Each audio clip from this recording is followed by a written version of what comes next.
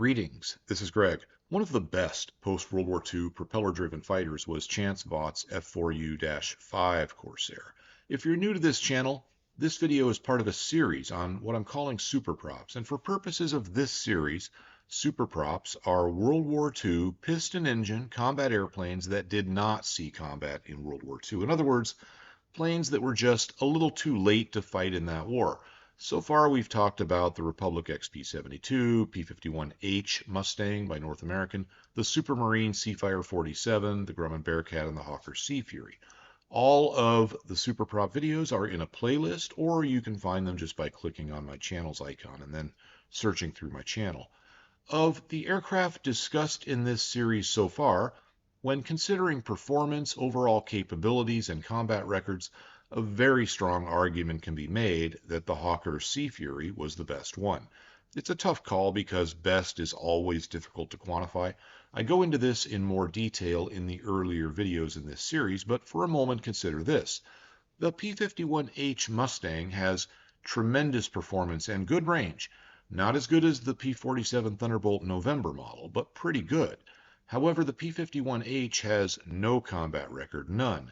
And that matters because sometimes a plane looks good on paper, but only when it goes into battle do its shortcomings manifest themselves. Thus, a plane with a proven combat record has the edge over one that doesn't within this context. Also, the P-51H was strictly a land-based airplane, meaning it could not operate from an aircraft carrier. In the post-World War II environment, land-based piston engine fighters were quickly being replaced by jets, which meant the P-51H was obsolete and somewhat irrelevant as soon as the first ones rolled off the assembly line. However, in the world of naval aviation, things were a bit different. The early jets couldn't meet the requirements to take off and land from carriers, thus the primary naval fighters remained piston-powered and prop-driven for a few years. During these years, the superprop naval fighters were still relevant. The P-51H just wasn't. As for the Grumman Bearcat, its combat record doesn't compare to that of the Sea Fury, and the Supermarine Seafire 47 wasn't able to hold up under the rigors of carrier duty. Republic's XP-47, while awesome, was land-based and never went into production. Thus, of the planes covered so far in this series, I think the Hawker Sea Fury is the best superprop. However, the Corsair-5 is a very serious fighter plane and hugely improved over the World War II Corsairs, which were also really good. It has great performance and a strong combat record. But both its airframe and engine were older designs by the time it came out, at least as compared with the mighty Sea Fury. Still, the Corsair-5's performance was outstanding, so it's going to be fun to see how these two stack up. I need to mention I also made a video about the Douglas DC-7, which was a 400 mile per hour airliner, and I suppose it could be considered a non-combat superprop. But obviously, I'm not going to compare it here. That said, you might like the DC-7 video. It's the most popular one on my channel. One of the amazing things about the Corsair is how little it actually changed over the years. It first flew in May of 1940, and even the post-war -5 has basically the same airframe and engine, albeit with some significant upgrades. I have an entire video on the World War II Corsair, so I won't cover it too much here. Just know that ChanceBot's intent with the design was to create a carrier-capable fighter that had all the performance needed to match a land-based fighter. That's a tall order, but for the most part they accomplished it. They did this by selecting the Pratt & Whitney R2800 radial engine, which was new at the time.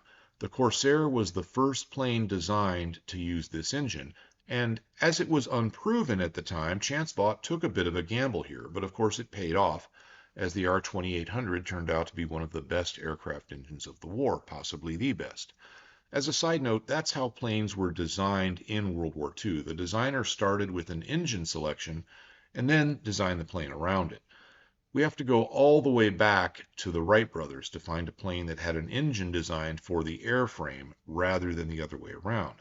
Moving the other direction in time, we have to go all the way to 1964 with the Boeing 727, which also had engines designed for the plane. Anyway, the Corsair's engine worked out very well. The designers spared almost no expense in reducing drag. They used all the latest drag-reducing methods from NACA plus some of their own.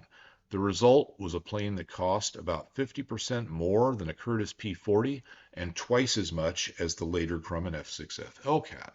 However, they did achieve their goal. The Corsair did have the performance of land-based fighters, at least in most respects, and was carrier capable. A testament to that design is the fact that the post-war upgraded versions had performance that was competitive with later clean sheet designs from other manufacturers. They had various upgrades to the plane during the war. The ultimate wartime version of the Corsair was the Dash 4. During the war, the Dash 1s were much more common, and Dash 1s stayed in service so long that they were in use concurrently with Dash 5s. So I'll use the Dash 1 when comparing the changes made to the Dash 5. The biggest changes as compared to the Dash 1 are in the engine and the cockpit. The engine is still a Pratt & Whitney R2800, but seriously upgraded. The cockpit is hugely improved and really nothing like the one in the Corsair Dash 1. The Corsair Dash 1s had about the worst cockpit of any frontline U.S. World War II fighter, probably the worst. Chance Vaught made some huge improvements in this area with the Dash 4, again a late war variant. I cover that in another video here. That brings us to the Dash 5, which came out shortly after the war in December of 1945, and it had further refinements to the cockpit. By the way, you can tell these variants apart at a quick glance if you see them from the front. The Dash 1s have no air inlets in the cowling and a 3-bladed propeller. The Dash 4s have one inlet, it's a big one, at the bottom and a 4-bladed prop. The Dash 5s also have a 4-bladed prop, but dual inlets on the cowling at about the 4 and 8 o'clock positions. There's an interesting reason for that dual inlet setup, and I'll cover that later in the video.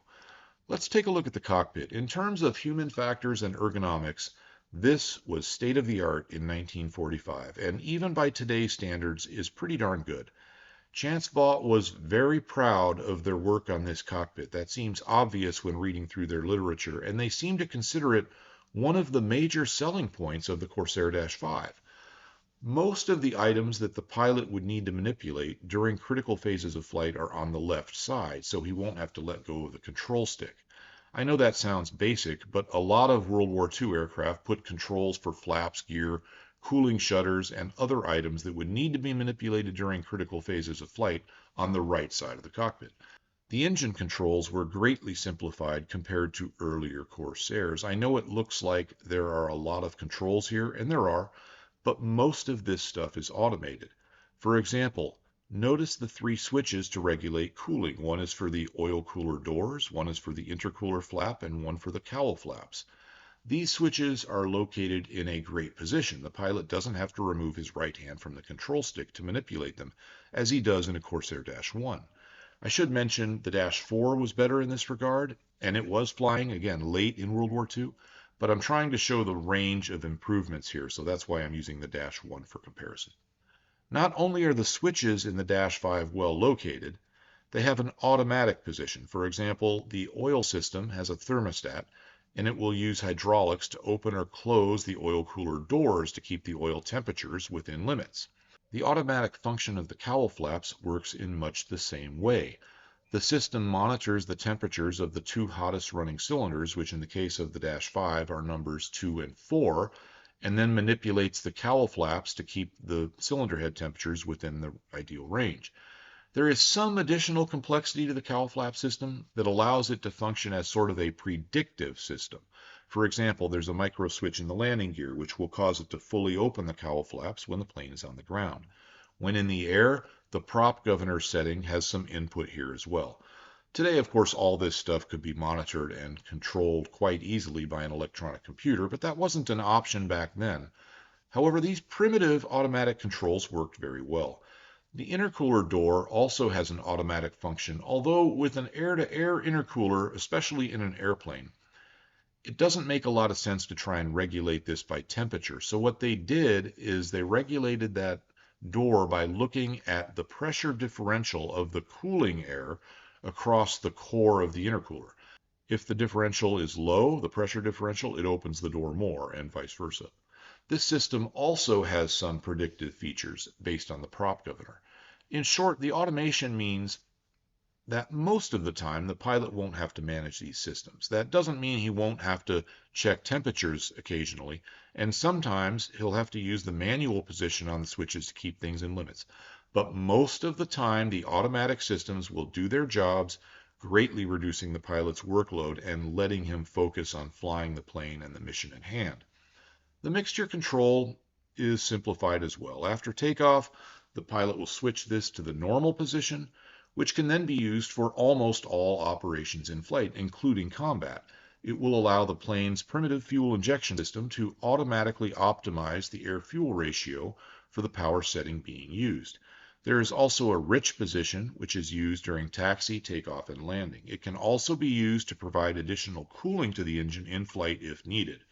While the R2800 is an air-cooled engine, it's important to remember that so-called air-cooled engines are also cooled by oil, plus a rich fuel-air mixture can reduce temperatures as well.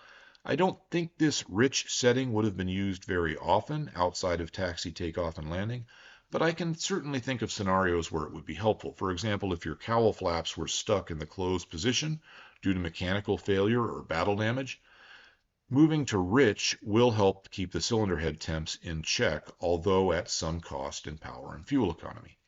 In most earlier R2800 powered airplanes, the pilot would use auto lean when in cruise and trying to save fuel, or auto rich when more power was needed. That wasn't bad, only two positions to really worry about in flight. But in the Dash 5, it's even more simple, with only one position normally used after takeoff. Keep in mind that some planes, especially some of the Soviet fighters, had no automatic mixture control at all. The pilots of those planes had to manually control the mixture in all situations, meaning as the plane changed altitude or the pilot changed the power level, the mixture needed had to be manually adjusted. That's really difficult to do well while you're in combat. Thus, the real performance of those planes suffered as compared to the performance in testing conditions. Back to the Dash 5, its engine is about as easy to operate as any piston-powered fighter, except for a German FW-190. In the Dash 5, for combat, you push the prop lever all the way forward, and then use the throttle as desired. For cruise, pull the throttle back, and then pull the prop lever back as desired. The rest of the cockpit is good as well. Everything is logically laid out. It has good heating and ventilation, as well as a cockpit floor. I recently made a pair of videos talking about human factors and ergonomics in World War II fighters. The short summary is that very little focus was put into these areas when the earliest World War II fighters were designed, for example, the Hurricane, Spitfire, and 109. One person in the comments section of one of those videos pointed out correctly so. I don't want to come across like I'm knocking the guy's comment. He's not wrong. He pointed out that improving the cockpit usually comes at an expense in weight and thus performance. That's certainly true. If you put a heater in an airplane, it's going to get heavier. Routing wires and cables to an ideal location for the pilot rather than in the easiest location for the designer will often add some weight as well. Not always, but often. The question isn't, will it add weight or not? The question is the trade-off worth it? All aircraft designs are a series of compromises. At the beginning of World War II, very few fighters had self-sealing tanks or armor plating. These things were rare in fighter planes, and not only rare in Japanese fighters, as people often say. Over time, it became apparent that wasn't the best way to go. And by the end of the war, virtually every frontline fighter from every nation involved had self-sealing tanks and armored plate protecting the pilot. The weight, and thus the performance penalty of a good cockpit, are trivial by comparison. A typical weight for a Corsair in flight is up around 12,000 pounds. Another 100 pounds isn't that big of a deal, and I doubt we're talking about that much weight anyway. Spitfires and 109s are of course a lot lighter than a Corsair, but the additional weight for a good cockpit just isn't that much as a percentage of the total weight, even in those airplanes. I would be surprised if better control positioning would add even 25 pounds, because you're only talking about at most a few feet of cable, wire, or rods. As for the floor, aluminum is quite light. That cockpit floor can't add very much. The heater How much that adds depends a little bit on the type. Some planes had very simple heaters that were just ducts from the manifolding. These add almost no weight. A heavier heater would be like what the Corsair uses. The Dash 5 uses a Janitrol heater. I don't know exactly what it weighed in the Corsair, but modern Janitrols that heat up the cabins of 4 to 8 seat aircraft weigh between 10 and 30 pounds. Add in some wiring, ducting, and switches, and we're not looking at all that much. So let's say all this stuff added 100 pounds to the weight of the Dash 5 Corsair. How much of a performance hit did it take? From the aircraft performance charts, we can see that.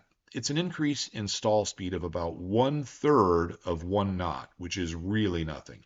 The reduction in climb rates and top speeds are equally insignificant. The climb rate will decrease by something like 20 to 30 feet per minute out of about 4,800 feet per minute, depending a bit on the weight and power setting. And the speed will decrease by less than 1 knot. In other words, way less than a 1% change. How many fighters were shot down due to the need for another 1 or 2% in performance? I would venture to say very few. Reading through post-combat reports by pilots, it's actually very rare to find one discussing planes being flown in a situation where that last ounce of performance would have been needed to make the kill or to avoid being shot down. Now, there are absolutely cases where the last ounce of performance was a deciding factor.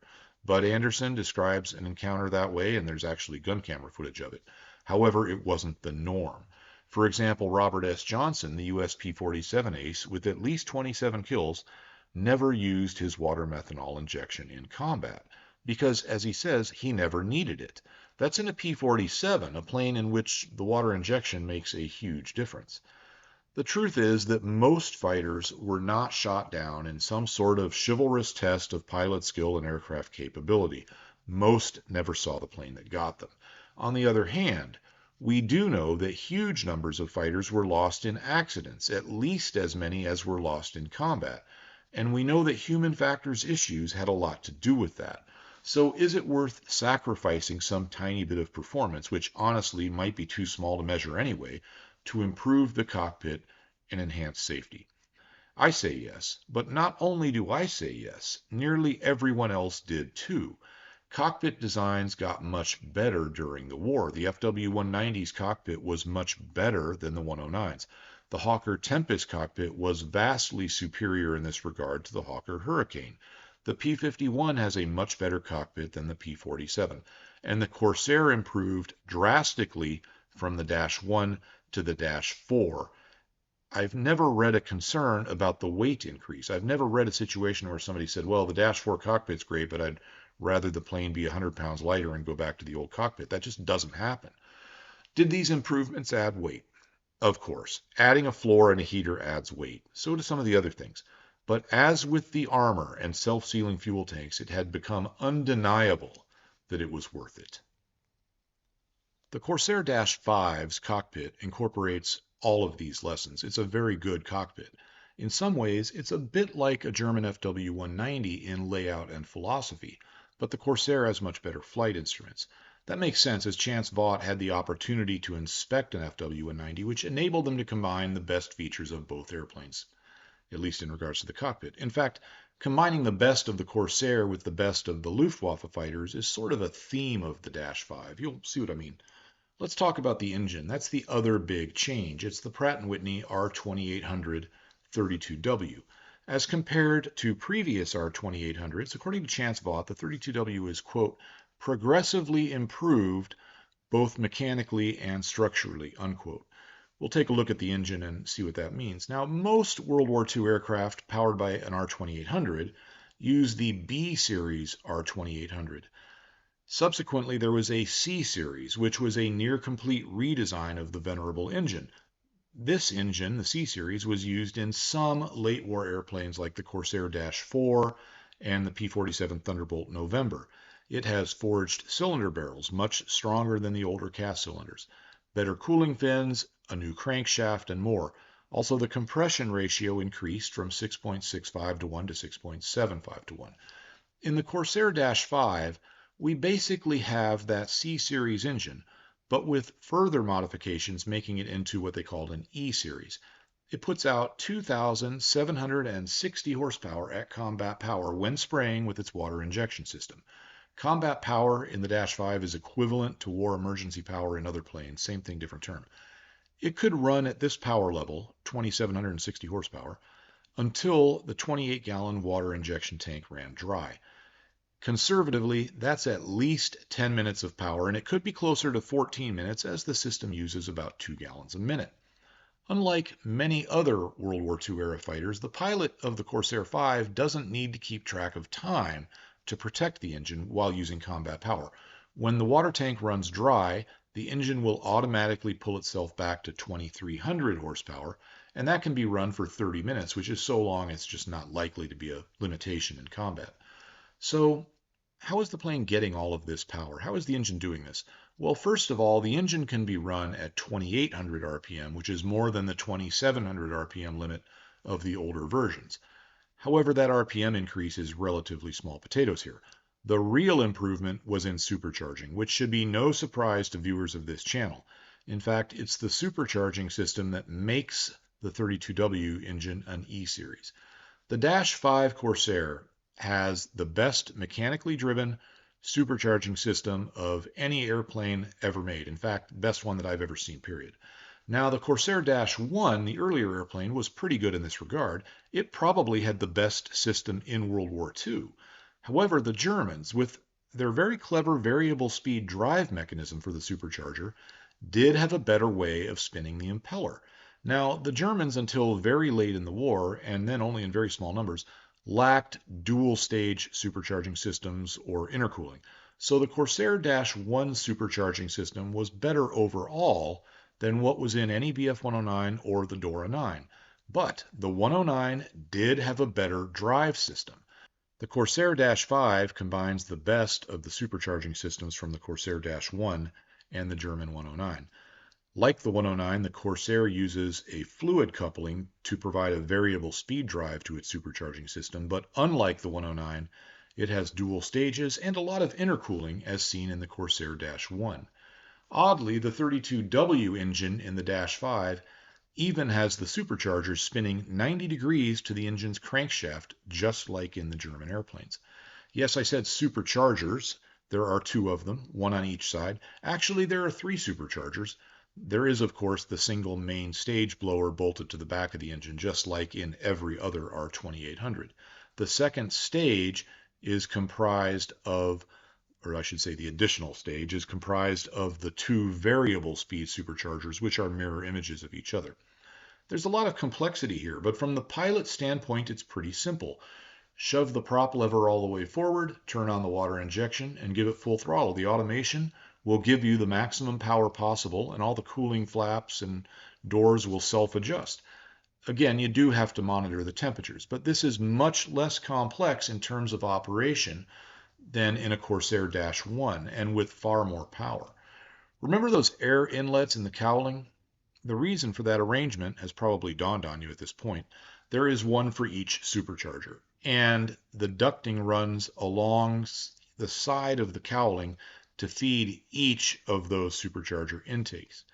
The engine and the cockpit are the big changes, but there are a lot of other things as well. With all that power, they had to tilt the engine down slightly for stability. I think that's because aircraft tend to nose up when you add power. So to help counter that with all this extra power, remember the Corsair was originally designed as a 2,000 horsepower airplane. This one has 2,760. So to counteract that nose up tendency, they just angled the motor down slightly. At least that's, I think, why they did it. Now, because they tilted the engine down, they were able to slightly slope the cowling down, improving visibility. The hydraulic system was improved. They bumped up the pressure, which should make everything work a little bit faster. They improved seals and connections to minimize leaks. They also added an electric pump. Early Corsairs could only get hydraulic pressure via an engine-driven pump or a hand pump. Thus, if on the hangar deck on a carrier and you needed to fold or spread the wings, that was no fun. Someone would have to do it with a hand pump because you're not going to start the engine down there. On the Dash 5, you can use the electric pump, much nicer. The plane had a lot of little convenience improvements like that. For example, the door on the baggage compartment got bigger. It was now easy for someone to climb inside the compartment, and a shorter person could even stand up in there. The radio compartment even has a little dome light to make the mechanic's life easier. The pilot's life is made easier too. It wasn't just via the engine and cockpit improvements. The rudder and elevators had spring tabs put on, which reduced control forces at high speeds by 40% as compared with the Dash 4 and previous variants. In short, everything that could be improved for the pilot was, and a lot was improved for the mechanics as well. Let's take a look at the plane's armament, performance, maybe some other factors, and see how it stacks up against the Hawker's Sea Fury. Before we do that, please like and subscribe and consider joining my Patreon. Supporters on Patreon get access to all the material I use in creation of these videos. Historical documents, for example, like this one from Chance Vaught. There you can also find pilot's manuals for most of the planes I've covered on this channel, including the Corsair -5, Sea Fury, and much more. Patreon members also get early access to videos as they did with this one. That has two benefits, besides obviously just early access. First, before the videos go public, they can be viewed with no ads. Second, there is no chance I'll miss your comment. Once these videos go public, it's hard for me to keep up with the comments. I do try, but I miss quite a few. There is a link to join my Patreon in the video description. Back to our story. Armament. The Corsair -5 has 4 M3 20mm cannons. That's essentially the same as the other naval superprops, but the Corsair -5 carries the most ammunition, almost twice as much as a Seafire 47, which carried 492 rounds to the Corsair -5's 924. The Sea Fury carries 580, not bad, but it's a lot less than 924. In terms of air-to-ground ordnance, the -5 comes out on top easily. It can carry a 2,000-pound bomb on its center hardpoint and a 1,600-pounder on each of the outboard hardpoints, a total of over 5,000 pounds. It can also carry 8 HVAR 5-inch rockets, which packed a serious punch. Some sources say that those rockets are about equal in power to an 8-inch shell from a Navy cruiser. I don't know about that, but it's certainly close to the power of a Navy 5-inch shell. I'm not a munitions guy, but I know that some HVARs literally use the shell from a 5-inch 38 gun, as typically used on a U.S. Navy destroyer. As for which was more powerful, well, if they're literally the same shell, then it comes down to velocity. A Navy 5-inch 38 has a muzzle velocity of about 2,600 feet per second. But of course, that shell starts slowing down as soon as it leaves the barrel. The HVARs travel at about 1,400 feet per second, probably all the way to the target. So which one hits harder is probably going to depend a bit on range. If those 5-inch HVARs are not enough, the -5s could fire two 11.75-inch rockets, also known as Tiny Tims. Neither the Sea Fury nor the other superprops we've talked about so far can bring anywhere near this much firepower to the fight. The Corsair -5 wins that contest. But there's more. You see, those rockets hit hard, but in World War II, aiming them proved to be rather difficult. To solve this, the Corsair -5 was the first airplane to feature a lead computing gun sight for the rockets, not just for the cannons. In other words, a -5 pilot could really hit things with these rockets. In terms of firepower, the Corsair -5 is the best of the superprops we have discussed so far. Let's take a look at speed. The -5 is really fast at all altitudes. It's fast down low because it has a lot of power and not all that much drag. It's fast up high, largely because of its supercharging system. Again, it comes down to power and drag. This is the chart from Chance Vaught. The numbers on this chart are identical to the U.S. Navy's test of the plane. So I have two sources for these numbers. It's in knots. I'll convert it to miles per hour and then put the Sea Fury up next to it. As you can see, the Corsair 5 is faster at all altitudes and a lot faster above 20,000 feet. Comparing climb rates, again, it's no contest. It's the Corsair -5 all the way. At sea level, the -5 climbs at about 4,800 feet per minute versus the Sea Fury, still pretty good, 4,300 feet per minute.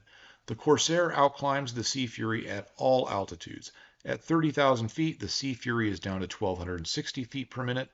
The Corsair -5 is down to 1,900. And actually, some sources put the Corsair -5's climb rate at that point at 2,300 feet per minute, but I use 1,900 here for comparison.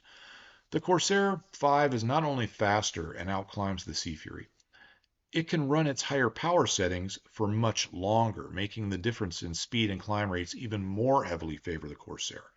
I should also stress that I'm using official data of actual production type planes here, not prototypes or anything. Turn performance also favors the Corsair. As a general rule, anytime a plane has a higher top speed and a lower stall speed than another airplane, the one with the higher speed and lower stall will enjoy a turn performance advantage everywhere within that speed range. Furthermore, if that plane has a better power to weight ratio and better climb performance, which the Corsair 5 does, then it will have a better sustained turn rate as well. However, all is not lost for the Sea Fury. It does have some advantages. First of all, it has a high G limit. The Corsair 5 is limited to only 6.5 Gs. I'm not sure why, but that's pretty low.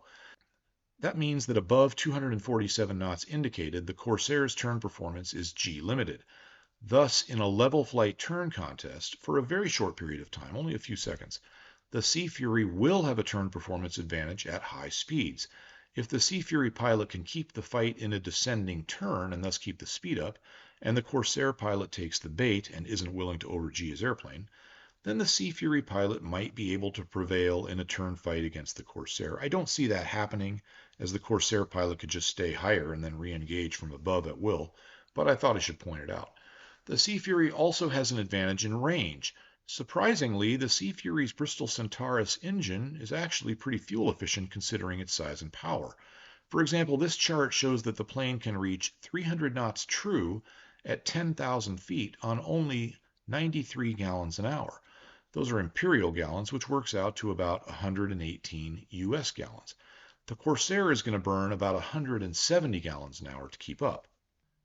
To give you an idea of how good that 118 gallon per hour fuel flow number is at that speed, consider that a typical Merlin-powered P-51 Mustang would be burning about 100 gallons per hour at that speed and altitude, and the Mustang was one of the most fuel-efficient fighters. So the Sea Fury is actually in pretty good company considering how big and powerful it is.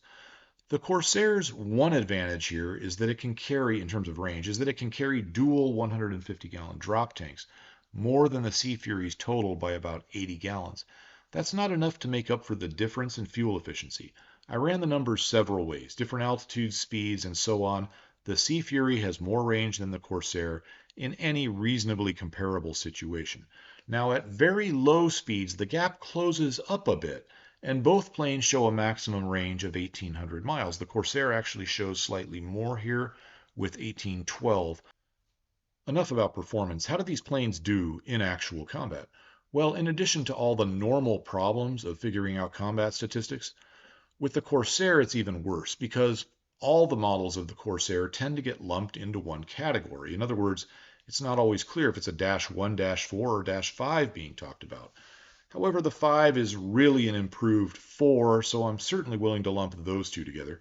The first kills achieved by U.S. Marine Corps pilots during the Korean War happened when a pair of -4s loaded for ground attack were bounced by Soviet-built Yak-9s.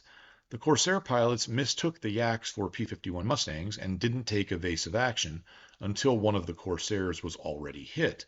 However, that Corsair was able to stay in the fight, and the two Corsairs shot down 3 of the 4 Yaks. The last one, damaged, crashed on its way back to base, so I'm counting that one too. Both Corsairs made it home and landed without incident. I occasionally hear people say that the Yak-9 was the best fighter of World War II. It's not. It's not even the best Soviet fighter of World War II. In this encounter, the Corsair pilots reported that they could outturn the Yaks and didn't even bother to drop their air-to-ground ordnance before shooting the Yaks down. Let me summarize this.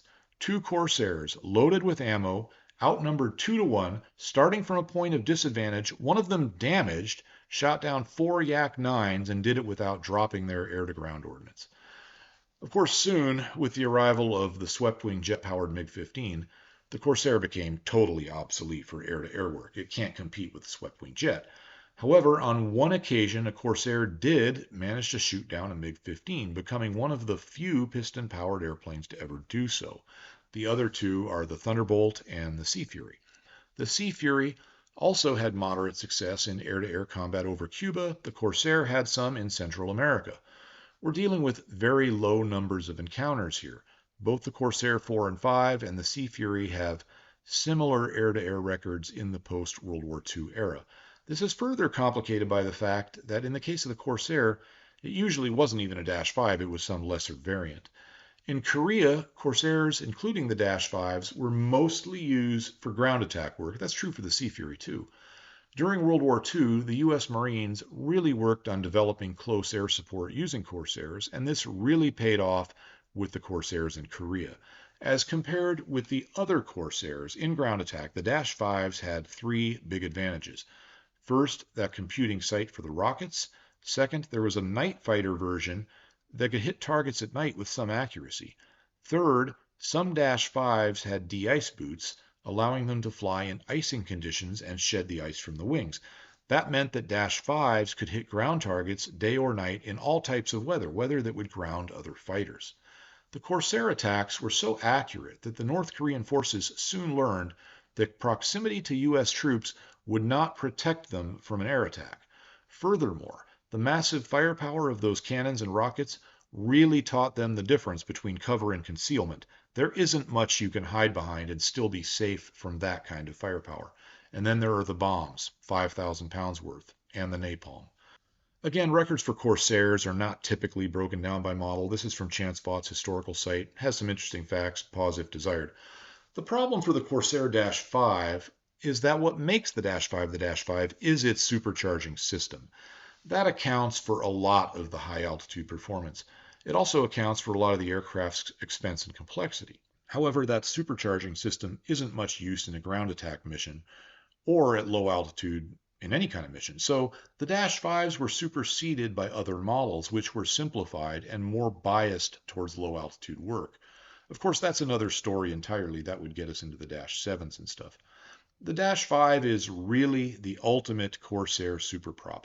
Yes, I know about the F2G Super Corsair with its R4360, and it's awesome, but it doesn't have anywhere near the performance at altitude of the Dash 5, and thus nowhere near the speed. Back to the Sea Fury comparison. In terms of performance, when the ledger is balanced, the Corsair comes out on top. The same is true when comparing the war records of the two planes, although mainly because more Corsairs were used. If we could somehow break that data up into just Dash 5s, I don't know. The Corsair has a night fighter and a winter version with de-ice boots. The Sea Fury doesn't. Both planes would probably be great at intercepting large enemy bombers, types with 4 engines or more.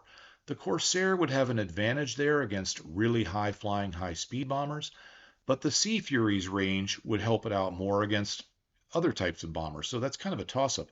Of course, we never saw either one of those planes do those sort of missions. The U.S. Navy firmly believed, though, that the Dash 5 could intercept the U.S. Air Force's high-flying, high-speed B-36, and wanted to prove it. The Air Force was extremely resistant to the idea of putting this to the test, and as far as I can tell, it never happened. Overall, it certainly looks like the Corsair Dash 5 has the edge over the Sea Fury.